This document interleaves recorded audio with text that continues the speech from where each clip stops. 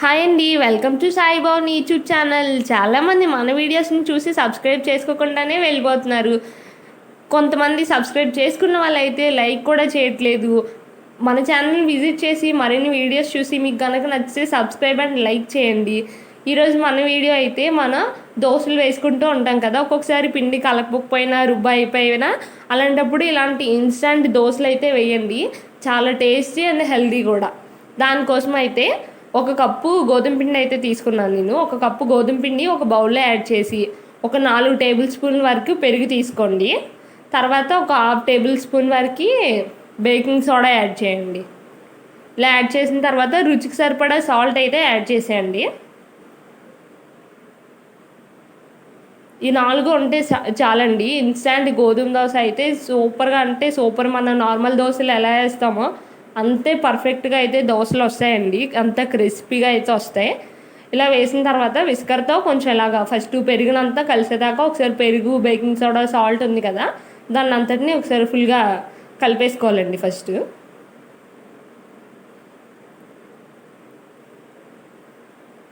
ఇలా కలుపుకున్న తర్వాత కొంచెం కొంచెం వాటర్ అనేది యాడ్ చేస్తూ ముద్దలు కట్టకుండా అలా విస్కర్తో కలుపుతూ ఉండాలండి.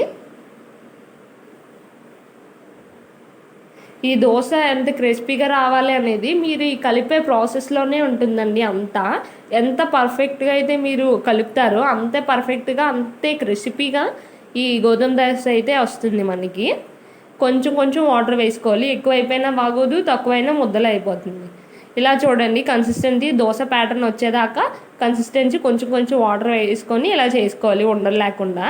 ఇప్పుడు అసలు ప్రాసెస్, ఒక 3 to 4 minutes ఆపకుండా అలాగా మనం దీన్ని ఇచ్చేయాలండి. బీట్ చేస్తూ ఉంటే విస్కర్తోని.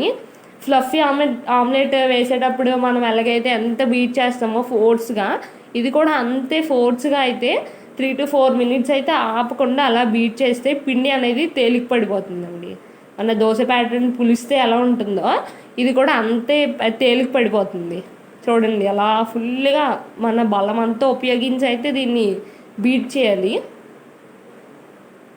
ఆపకుండా ఒక 4 minutes అయితే చేస్తే చాలండి. పిండి తేలిక పడిపోయి చాలా క్రిస్పీగా వస్తుంది దోశ అయితే.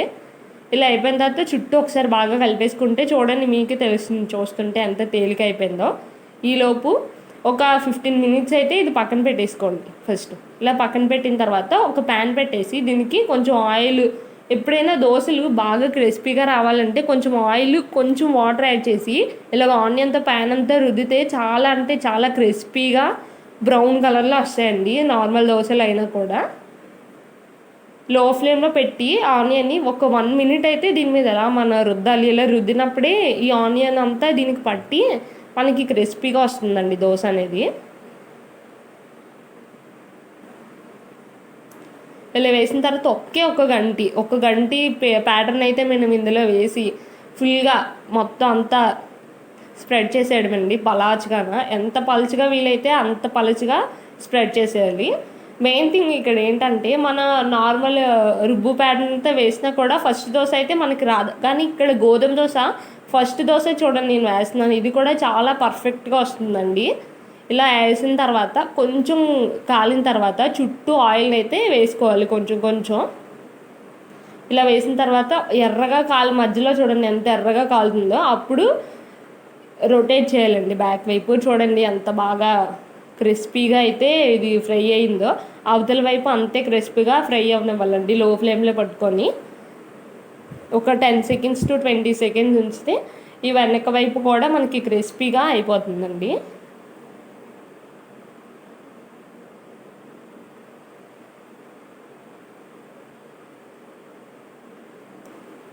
ఇలా బాగా క్రిస్పీగా అయిపోయిన తర్వాత ఈ దోశ అయితే తీసేసుకోవడమేనండి.